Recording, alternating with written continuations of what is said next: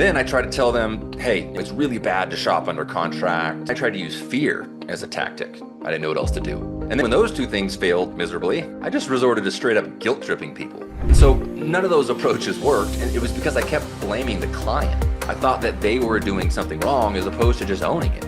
Just owning the fact that I wasn't good enough. I was not showing my clients enough value.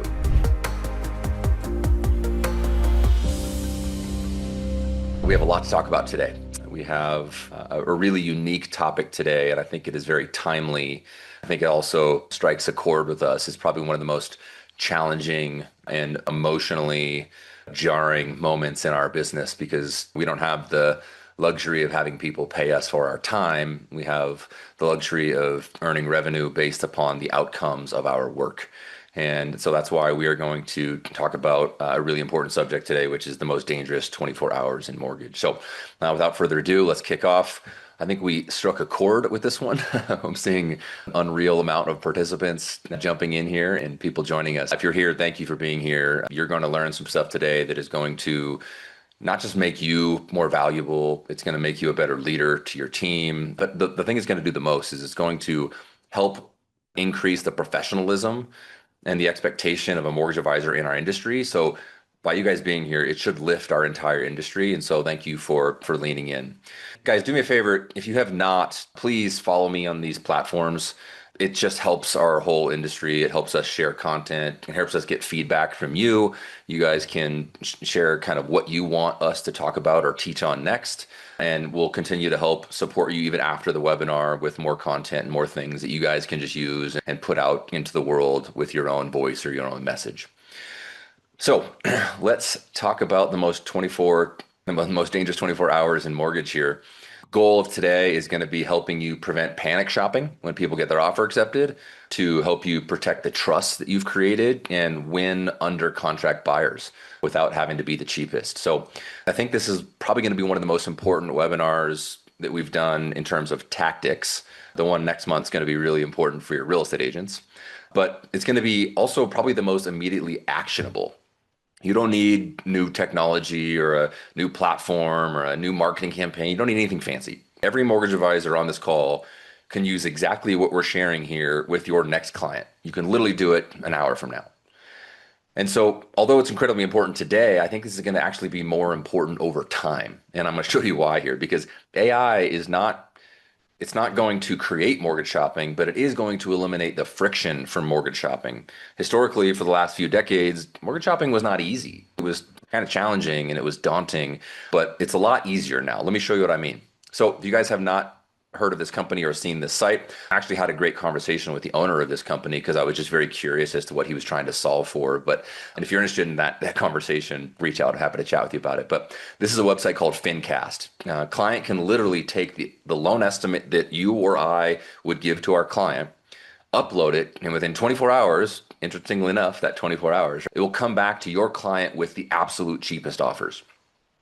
So, and this is only one of a couple platforms that is doing this today. And I think more and more consumers are going to get comfortable with sites like this, where you can see automated shopping, private and secure, easy comparison, best deal under 24 hours. So I think a lot of people see something like this as mortgage advisors, and maybe we feel threatened, or maybe we feel nervous that this is going to be challenging.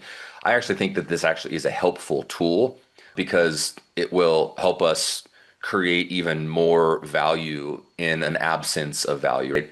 In that conversation, I talked about the difference between cost versus value, and that's something that we all have to wrestle with. Just know that sites like that exist. Know that your clients can easily do this, and the entire time that we're going to spend together, we're going to talk about how to make sure that you don't become on the wrong side of that consumer experience. Now, guys, I think it's important that you to know, my whole career, I've been on the wrong side of this. I've always been the one who gets shopped under contract. Nobody ever called me when they got their offer accepted and said, hey, just got my offer accepted. I want to know what your rates are. Maybe that happened rarely, but I wasn't the person that people would go to. We are that now. And so we have a unique perspective to share on this. So what you're seeing here is, and I'll explain this a little bit later, but you'll see, I actually use my wife's phone for this because she doesn't have her ChatGPT account, doesn't know anything about mortgage. So I just typed in this prompt, said, hey, just got my offer accepted on a new home. What company can I go to make sure I'm getting the best deal on my mortgage? Now, look at this. It says, congratulations, your offer accepted. I would not pick one mortgage company immediately. This is exactly when you have leverage to shop. This is what AI is telling our clients. And 900 million people a week use this platform. CFPB recommends getting at least three competitive offers and says I'd get quotes from three different type of lenders: Better Mortgage, Rocket Mortgage. These are the two that they use. So this is what's happening in our world. Because of our affiliation with Better, people are clicking that, and that is now being routed to our local teams. And you'll see Jason Fleming explain this later, but the people are calling saying, hey, I'm under contract. What can you do? So for the first time in our careers, we're actually the ones that are like, why are you doing this? You've worked with an originator for God knows how long to get to this place. You're closing in 15 to 30 days. How are you at this place? What happened that is having you panic shop? And we are the panic shopping people that they come to.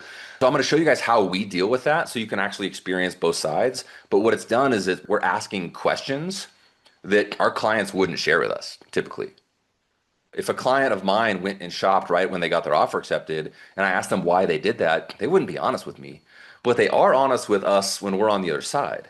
And we ask, why are you doing this? Oh, I don't know if I'm getting the best deal, and I just want to make sure, and I want to make sure I get the lowest payment. People just spill all of the tea when it comes to why they're shopping at this point. So you're going to learn about why that happens as we kind of go through this process here. All right, do me a favor. It looks like, Sheila, you have your hand raised. We're going to do questions at the end. I'm going to try and actually get through this in maybe 30 to 40 minutes. Don't know if I can, but we're going to do a Q&A at the end. So raise your hand at the end. Happy to pull you in. We can have a conversation, or just write down your questions as you go, and then we can get them at the end. We're going to create a lot of time to actually have a conversation. But do me a favor and be completely honest here. If you've ever worked with a client to get them approved, you've educated them, helped them through the home search, helped them get the offer accepted, and then you either lost them to another lender or you had to match a crazy low rate right when they went into the contract, just do me a favor, type yes in the chat. And I'll go first. That happens to me all the time. So I'm going to pull up the chat here. Got to get through all these bots, but yes, only all the time, far too often. Who hasn't? Totally makes sense. So we're all in this together.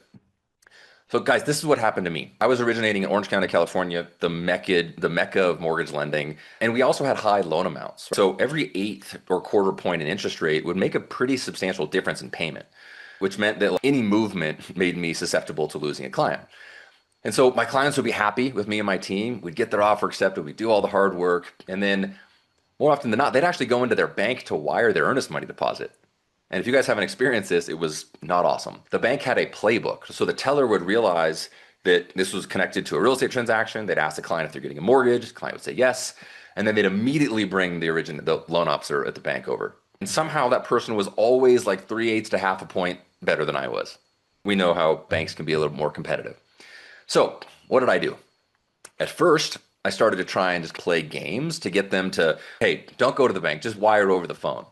Sometimes they couldn't even do that, just to keep them away from the bank. Then I tried to tell them, hey, it's really bad to shop under contract and you're at risk. And then I tried to use fear as a tactic.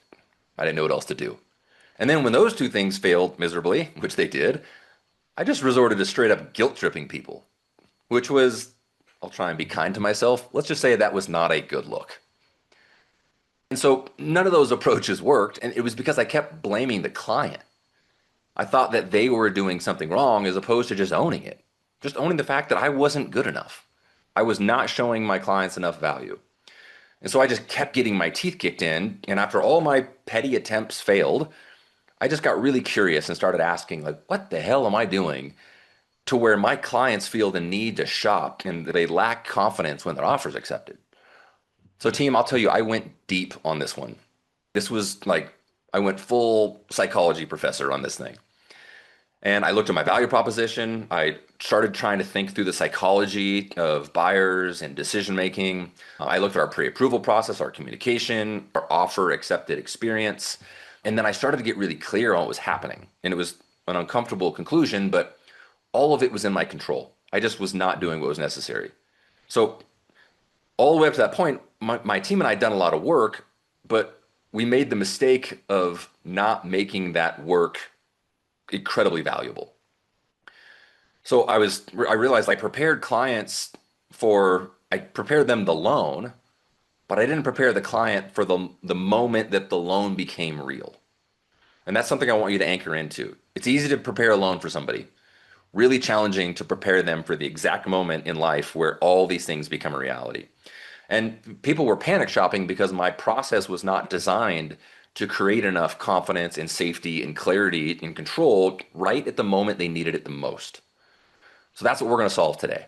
We're going to talk about severity of the problem, why it happens, and then what the buyer is experiencing right when the offer is accepted.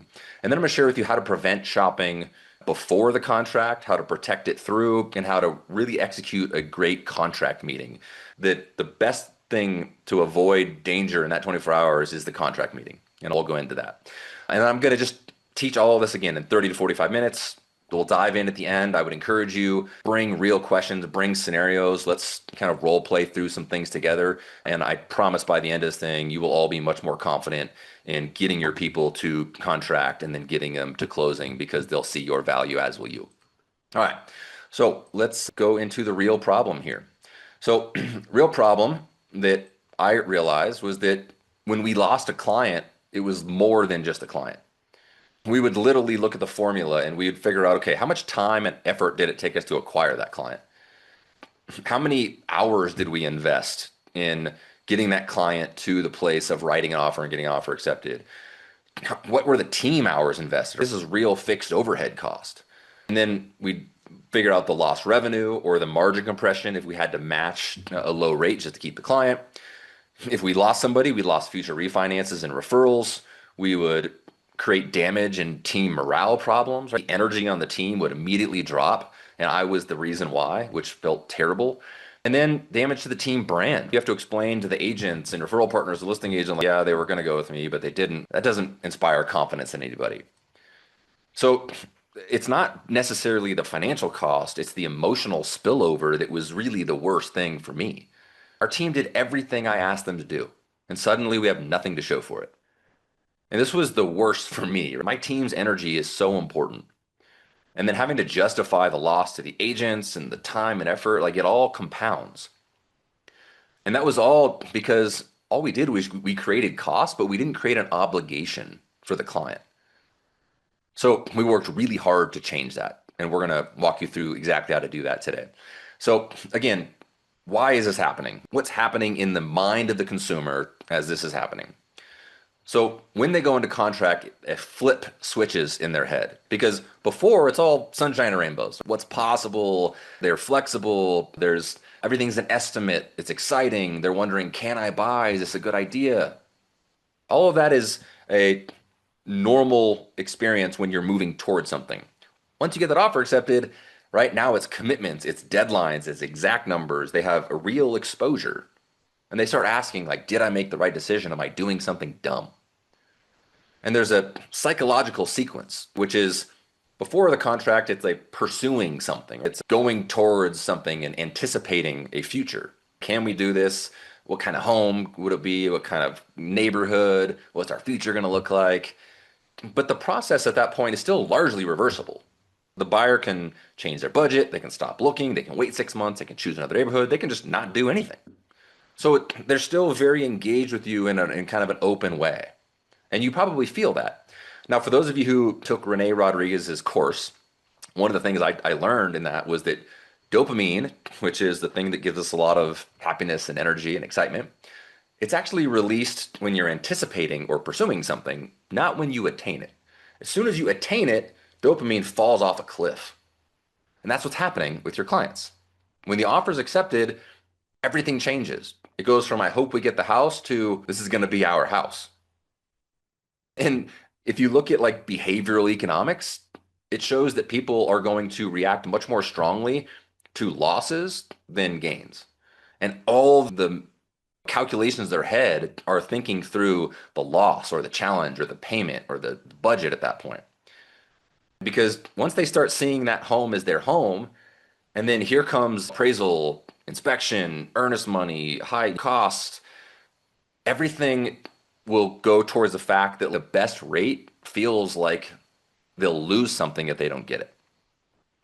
So maybe if I say it more simply, it's before the contract, the buyer is trying to gain a home. After, They're just trying not to lose the home or make a costly mistake. So you feel the energy in your client shift, and it might be jarring to you. You might just be like, whoa, wait a minute. Everything was great yesterday. Now the offer is accepted. You're a totally different person. That's just brain chemistry.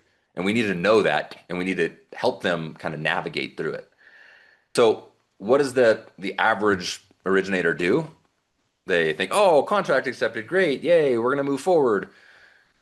But this, if you don't understand this, like you have to understand, this is a real acute stress response. Your client's stress is rising, their attention changes, their brain begins kind of scanning, and that all it's trying to do is find some semblance of control. And I want you guys to underline the word control if you're taking notes here. Within hours of getting their offer accepted, they get escrow and title docs to review. They have to pay for an appraisal, don't know how that's going to come out. They have to pay for an inspection, don't know about the status of the home. They have to write a large, basically wire money and a large sum of it to escrow or title, and they don't know how it's protected. And then here comes the lender with 70 pages of documents and disclosures, and then they get assigned an interest rate, typically with no agency or control. And then now everything's real, and they don't feel like they have control over any of it. Can't control the purchase price anymore, property taxes, out-of-pocket costs, closing costs, HOAs dues, none of it. But what can they do? They sure as hell can open a browser. They can make a phone call. They can type in ChatGPT, just like I showed you earlier. They can upload an LE. And within minutes, they feel like they are in control again. They feel like they have some semblance of agency on their future. And so rate's not the only lever. It's just the most visible one, right? It's the most immediately actionable lever. So we have to realize as mortgage advisors, our clients don't just turn into bad or disloyal people. Rate shopping at that moment just becomes some semblance of a control restoration process. They're just getting back control. So this is why the contract meeting is so important, because if the process is filled or left with unknowns, shopping gives that buyer something to do. And you guys probably know this, but any action feels like some level of control. So let's move here. I feel like I moved past one. There we go. All right. So you might be asking me, how do we know so much about the other side of this? I talked about this earlier. This is the ChatGPT prompt. So I did a session with one of our top originators. His name's Jason Fleming. He actually is one getting a lot of these calls. He's in Portland, Oregon. So he gets a lot of people that are redirected to him from chat or from any outreach. And for years, we only, again, knew what it was like to be left by clients. Now we're hearing from these people who are leaving other lenders. And when that happens, you'll hear Jason be like, why are you doing this now? We get really curious. So I'm just going to play a less than 2-minute clip. I'll encourage people, we'll send this out afterwards, and we'll send the whole 20-minute interview. I would encourage you to watch the whole thing. I think it's really eye-opening, but I'm just going to play the first couple minutes here. I'm going to move it to... That's how we built our business. We're looking at these clients, and I'm having to go back and look at how I got them. Before this call, I was going through and looking at how many of these leads we've closed and how many have come from other places. And I actually have to go back into the system and find out where they came from, because to me, they feel the same. These are just our clients. The financials of it, that's not been our experience. I had a call yesterday, a person who's under contract, which on the spectrum of how hard it is to win, they're as far as you can get.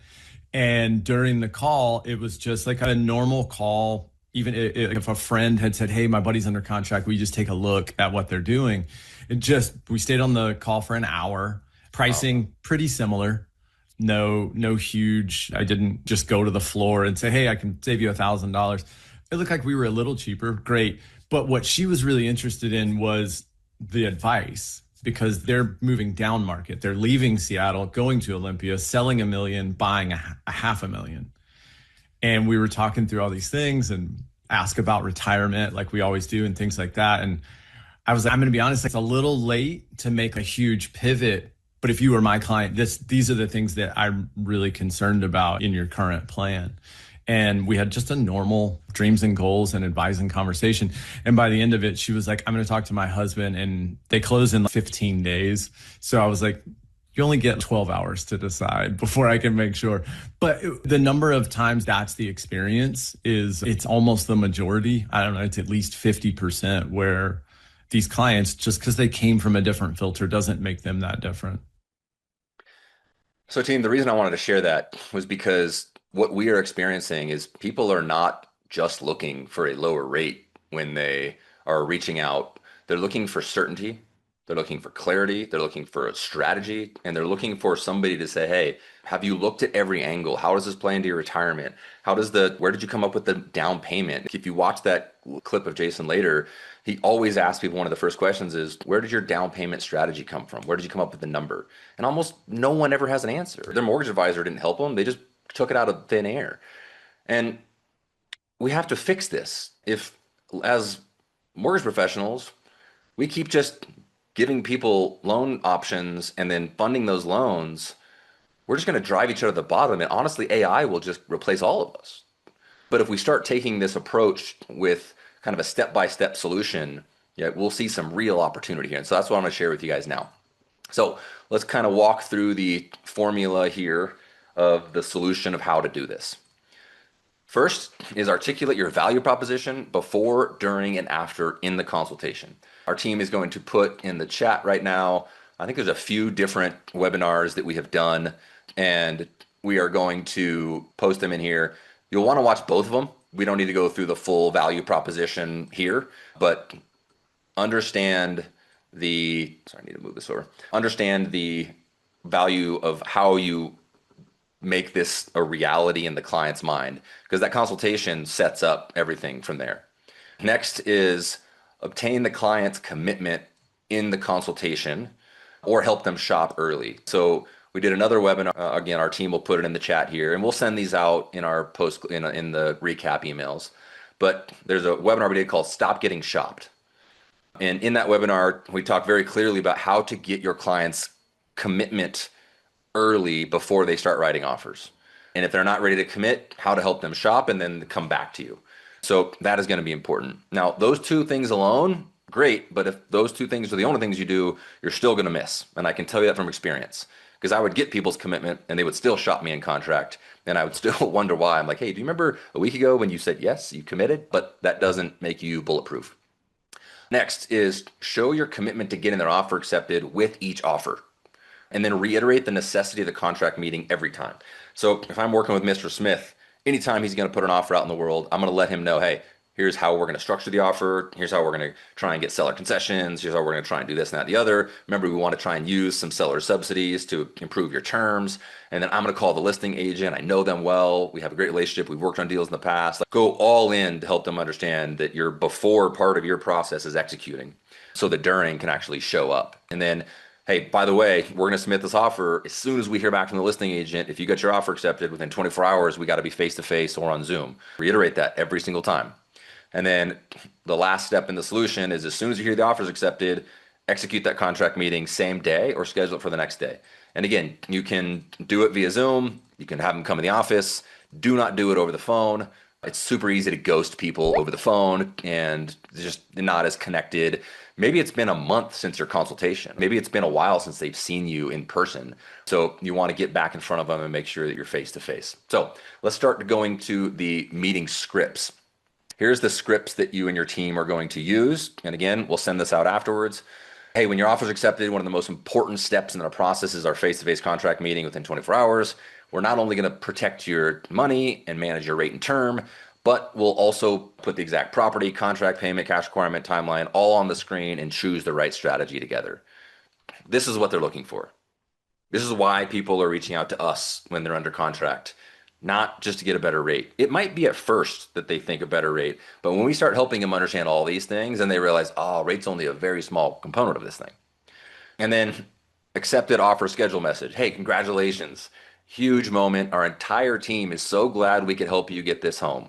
That line is very important. I would text that and I would email that. I would even do a video text messages around it. We got you here. Now let's do the really important, the most important process, which is your offer acceptance begins and the most important financing strategy window of the transaction, blah, blah, blah. I'm not going to read the whole thing. I have these couple times available. These are the scripts that you want to use. And remember, guys, like, this is important because everything changes all at once.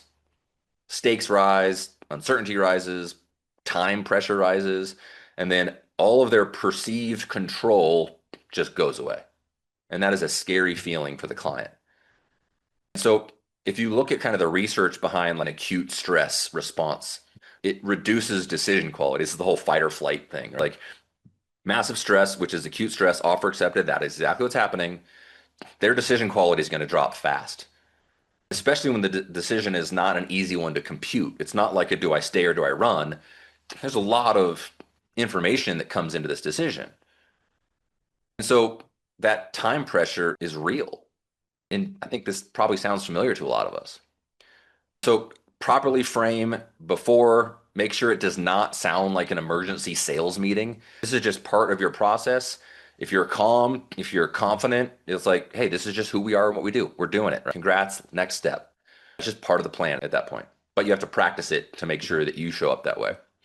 All right, so let's go through the actual contract meeting. This is the C.A.L.M framework. So there's a formula to using the C.A.L.M framework. The C is celebrate and reconnect.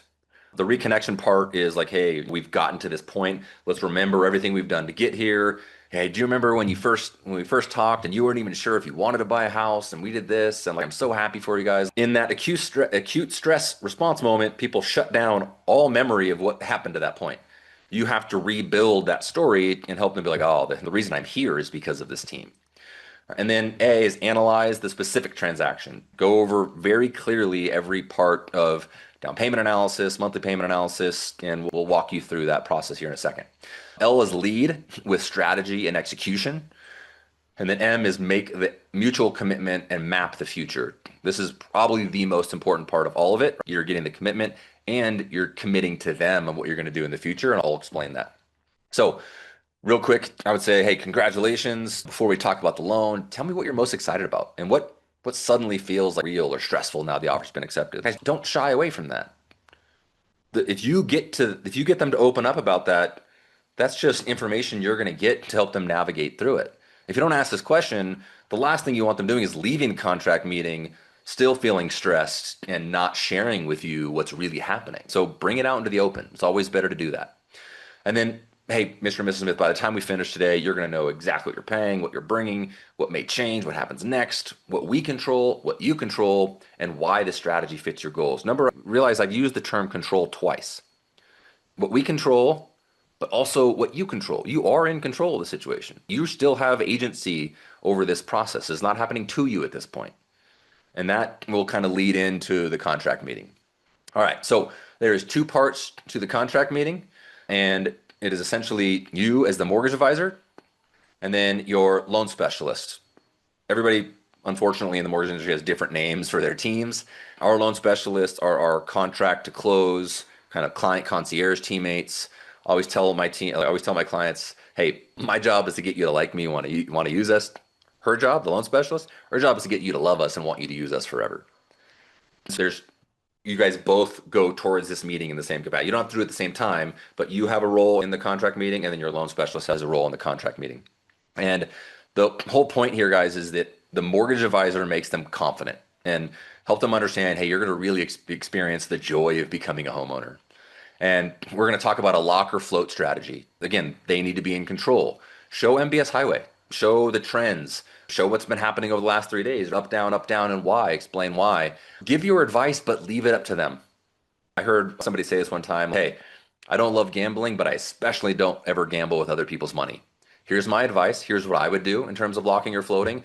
Here's the upside of that. Here's the downside. What would you like to do?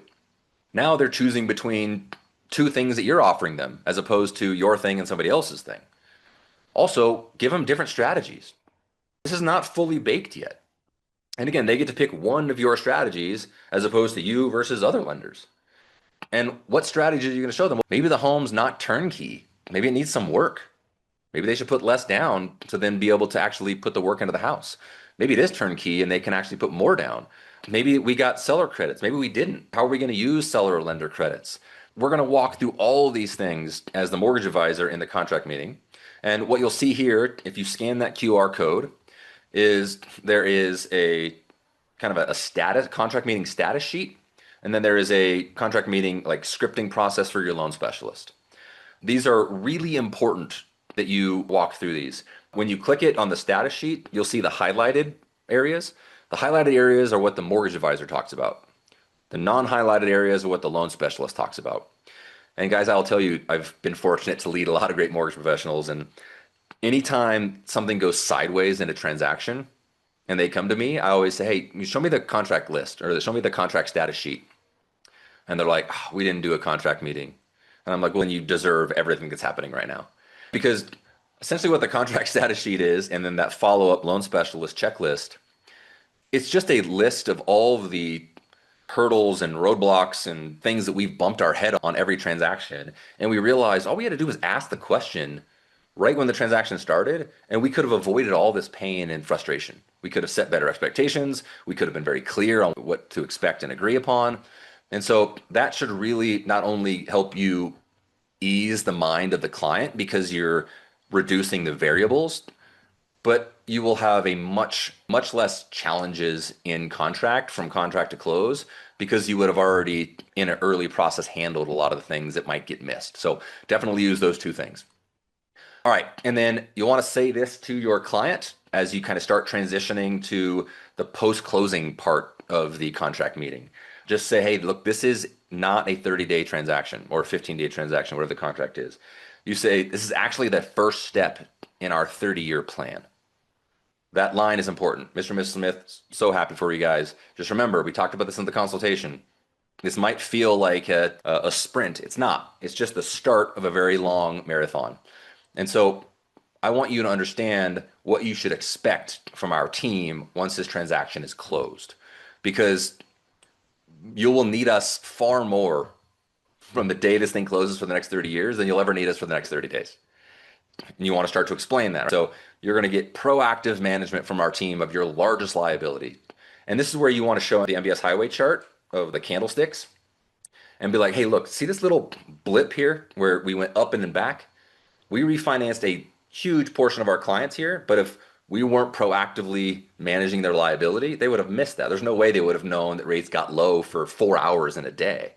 This is what you guys are going to get from us, because the rate we ultimately end up with today is likely not going to be the rate you have for a long period of time. Now, we don't know when or how, but you can see all these different spike points or short periods where it's a day or a week where rates improve. And our goal is to make sure that we help you during those windows. Awesome. You just created a ton of confidence for that person. Next is you're going to have a home concierge for all your home maintenance, your home upkeep. I used to joke with my clients. I would say, hey, okay, have you guys gotten the book, How to Be a Great Homeowner? And they look at each other, oh no. I'm like, that book doesn't exist. I wish it did. It doesn't. But our home concierge solves all that for you. And then I explain what that is. And I talk about, for us, we have a thing called Neo Experience, an app where it's basically they manage all their net worth, their cash flow. They see credit score updates. It's kind of like a mint.com used to be, but they get to use that in our platform and they can kind of see their total net worth on a consistent basis. So they understand they're going to be like on a daily and weekly and monthly basis, they'll be engaging with our team post-closing.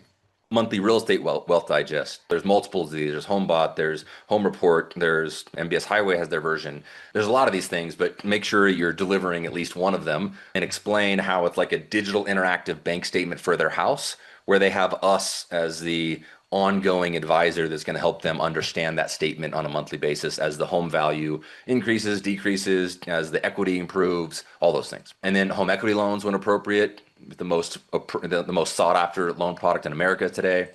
And then lastly, annual financial reviews to make sure they ensure a higher level of generational wealth. This is really important. Guys, this is step one. Our goal is not to sell you a loan. Our goal is not to just get you in this home. Our goal is to help you and your family have a higher level of generational wealth. And this is when you're going to introduce them to their client success manager. You don't actually have to, they don't have to engage at that point, but you're going to reiterate that there's going to be a person dedicated specifically to them who is going to help them do their annual financial reviews, strike rate conversations, put them in touch with CPAs, financial planners, estate planning attorneys.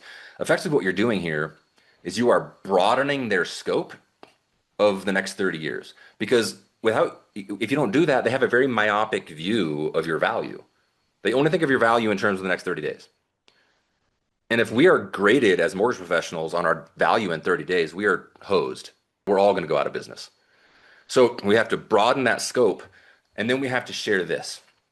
I'm not going to read it, but this is my definition of what it means to help someone build generational wealth. Feel free to change it, make it your own. But generational wealth is a hard term to grab onto. It's one of those terms that kind of lives up here in the clouds. But unless you distill it down, it's a hard thing. I would have this printed on cards and give it to people when they're in the office, or I'd send it to them right when their offer gets accepted and say, like, here's our commitment to you long term. These things are so powerful when you can actually quantify what the long term value means. Definitely take this and run with it. And then as you're closing out the contract meeting, this was one of the things that always hit home for my clients was questions to ask. So I would say, Mr. and Mrs. Smith, and I have one of my most vivid memories in our conference room, clients come in the contract meeting. The first thing they say in that contract meeting is, Ryan, we talked to a broker and they were 0.375 better than you. I think we got to go that way. And so that was my fault because I did not create safety and certainty and I didn't create a confident buyer. So they went out into the world and looked. And so I just said, hey, just so you have some context, you can count on our team for what you can count on our team for. I want to ask you, how often on a yearly basis do you think you're going to ask yourself the following questions? Should we refinance? Should we pay down the mortgage, shorten the term? Should we go adjustable to fixed or vice versa? Should we use equity or take cash out? And why and how? Should we move up? Should we move down? Should we buy a second home or investment property? How do we navigate real estate and generational wealth planning? And I would just ask them, I say, hey, like, how often would you ask these questions? And this couple looked at each other and they're like, yeah, we probably wouldn't ask those questions every year. And I was okay, let's just say that you did. Let's say you asked yourself even one of them. Would you be 100% confident that you would come up with the right answer as your life is always changing and evolving? And they both just were very honest and they said, no, we would not. I said, see, with most lenders, these questions and the answers to them is your responsibility.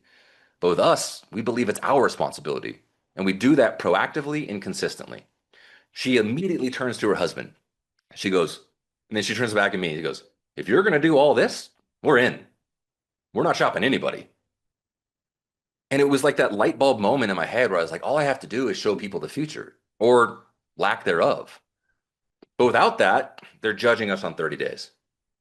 So this level of commitment and your ability to execute on that commitment is going to be incredibly important to make sure that they calm down, they trust you, they are confident in you, they realize whatever happens today is only today. But for the next 30 years of tomorrows, you and your team are going to be proactively helping them. Own that 24-hour window. Don't be the just lost another client. Be the one that people are actually calling, saying, hey, I've heard you're great, even if they didn't start with you. So just make a commitment. Own that 24-hour period. Now, know that there's a lot of work that goes up to it. Your dreams and goals call, as you heard Jason say, your client consultation, how you explain things, your whole before part of your process. That way you can actually get to the during, and the after is the reason why. So strive to be the mortgage advisor that gets the calls, not the ones that people are leaving feeling out of control. And just remember, we have a client doesn't owe us their business because we worked hard. I see that time and time again. I see a lot of posts on social media where, and look, people are well within their rights to go on social media and share. I don't do that. I do it with my wife instead. I'm like, hey, can you believe that they left me? But I've seen a lot of this lately. Man, it's so rough when we do a ton of work and we think we've earned the business and somebody leaves us for a lower rate. We have to own that. They don't owe us anything just because we worked hard. We have to earn their commitment through clarity, trust, leadership, showing them the future. And then it has to be requested and reinforced again at time of contract. Because, guys, shopping at contract is just a symptom. Our job is to actually diagnose the problem before we react to it. So, team, I hope this was helpful. Let's open it up for some Q&A. A couple things here. If you really want to get clear on the status of your business, like the totality of your business when it comes to your value proposition, your economics, lead generation, tech, community, mission and alignment, and then like being a business owner. This is a really great assessment that we've created, and it helps people just get an awareness of the areas of their business that they need to kind of wrap their arms around and focus on. And then there's an option at the end of it to connect and get some help if you like. None of this costs anything. There's no sell here. And then lastly, if you have not already, again, you can scan this code, watch the replays. I would encourage you connect with me on LinkedIn, Instagram. And one of the biggest things that we've been seeing people getting a lot of benefit from is just subscribing to the YouTube channel, because then they're getting like small content bits every day, but then they're also getting these webinars and some of the intermediate stuff that we do that's not just webinar related. So thank you all again, and let's dive into Q&A. I'm going to stop share here so I can see what is happening. Y'all, if you want, just raise your hand and we can actually talk through it. And until I see someone do that, we'll just go from the top down. So Kimberly says, do you do the contract meeting or do you have a loan partner do it? So Kimberly, depends upon the makeup of your team, but the mortgage advisor, whoever was the person who did the consultation with the client, should be doing the contract meeting. Their portion of it is about 15 minutes. And then the loan specialist, who is our contract to close teammate, they're doing their own portion of it. Theirs is more tactical and information gathering and explaining the process, which also builds confidence. So it's a two-part, two-teammate event in the contract meeting. And again, guys, raise your hand. It's going to be much better if we talk through these things. If you have a scenario or a client that you want to talk through, or any of that stuff, let me know. I'll answer the raised hands before I get to the written questions, just because it's more fun for me. All right, Kelly, let's make you a host and panelist here. How do I do that? Kelly, allowed to talk. There you go. All right, Kelly, you can unmute yourself. What do you got? Hi, I'm here. So can you just give me the sequence of the newer loan officer here, just trying Yeah, to start my business and gain a roadmap before I yeah, kind of glad you're launch here. out? Yeah, so in terms of like the YouTube videos to watch, I know there's a lot of them and they go back many years. What's the first one you say for a new loan officer to start out web watching on your What's the, YouTube channel? oh, I would start with Yeah. video number one, value proposition. Oh, You can go down. It's pretty clear, like when we started this, I think it's been like 18 months now that we've been doing this. So mm, I think this might be our 18th webinar, but go back to the first one and the value. There's like 5-part series that we did.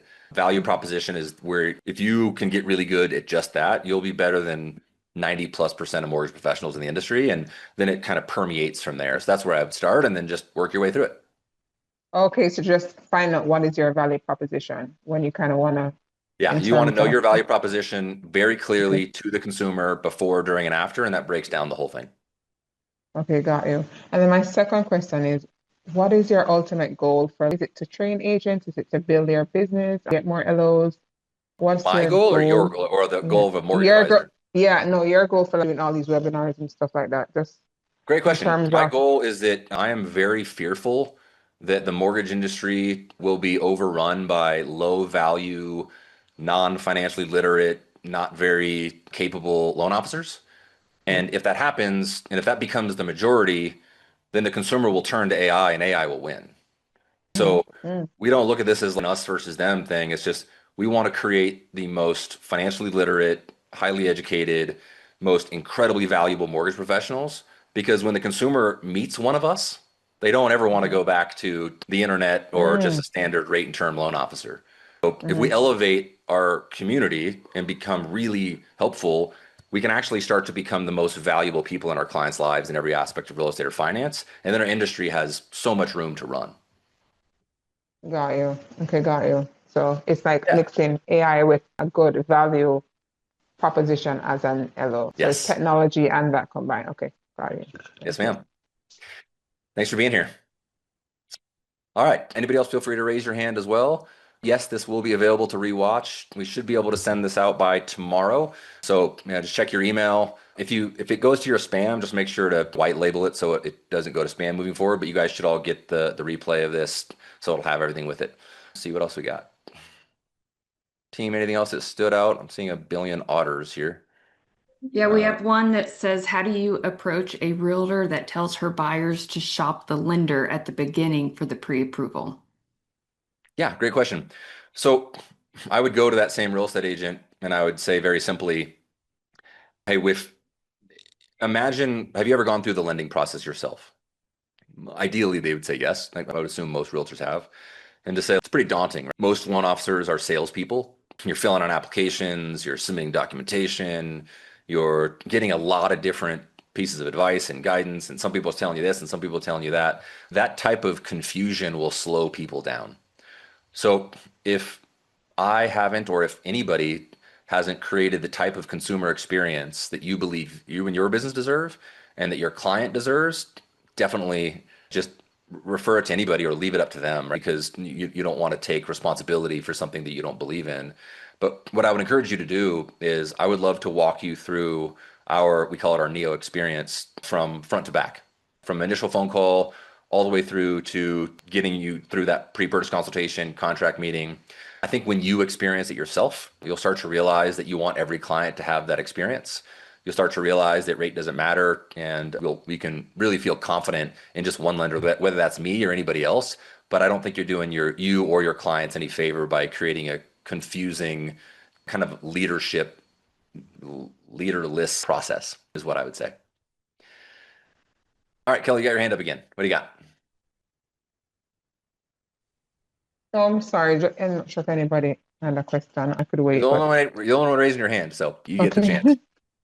Yeah. So Ryan, how do we get that whole Neo run through process that you just mentioned when you did that role play? All of it is in our YouTube channel. I literally share everything. Really? Yep. Oh, okay. Oh, cool. Yeah, you got a lot of Okay. videos to watch. All right. Just Thank you. whenever you think of watching Netflix, watch those. No, I'm joking. I will. Yeah, I will. No. No. Cool. Chris, what do you got, man? Thanks for the insight today. I was just curious, in your experience, and this is going to be a specific question, but feel free to generalize. Are Yeah. you seeing Yeah. the shopping conversation occurs quite often, and we, as an IMB, we try to get folks to meet in the middle when it comes to price shopping. Have you found this approach lets you hold price better? Do you still find yourself giving up ground? I'm just curious as to what gains you see from it. Yeah. Margin management and control is incredibly important, especially in one of the most margin compressed environments that we've all seen, and especially in our careers. Our team is unique in the sense that we hold some of the highest margins in the industry, but the way our economic model works is that every dollar and every basis point of margin is up to them. They choose every dollar of revenue, both front side, back side, capital markets, and margin is all up to the cost center owner or the branch leader. And so we don't actually control the margin, they do. We just tell them as margins are compressing and expanding how to manage that as a business owner.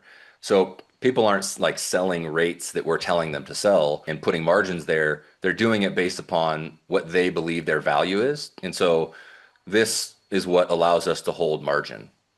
This is what allows us to, when someone says, "Oh, I found a better rate elsewhere," we get to say, "Of course you did."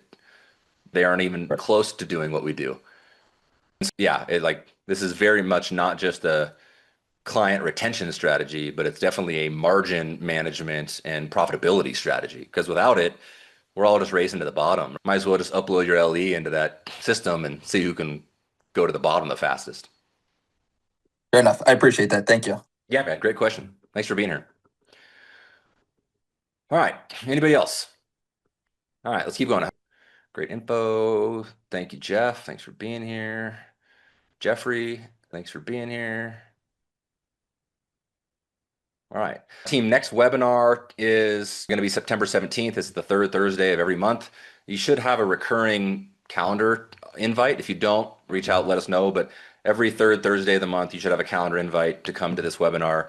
This next one's going to be pretty massive. It is going to be about how to help your agents win every listing and how to help them multiply their buyers from every listing.